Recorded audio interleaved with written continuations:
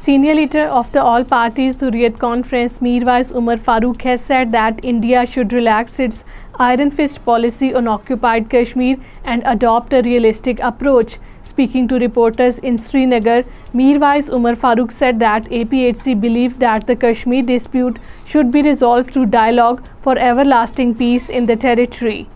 Indian troops in their continued acts of state terrorism martyred 8 Kashmiris, including 3 in fake encounters or in custody during the last month of May. The troops during the house raids and cordon and search operations arrested 703 people, with at least 4 persons were injured due to the use of the brute force on the protesters in the territory.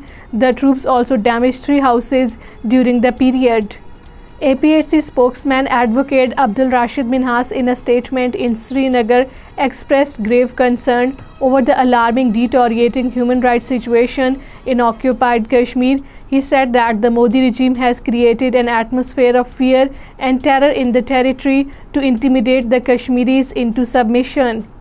Occupied Kashmir Congress chapter leader Raman Bhalla, interacting with the people in Jammu, criticized the New Delhi installed administration in the territory for showing indifference towards the agitating people's sufferings. He deplored that the occupation authorities had even failed to resolve the issues related to the basic necessities of the people in the territory.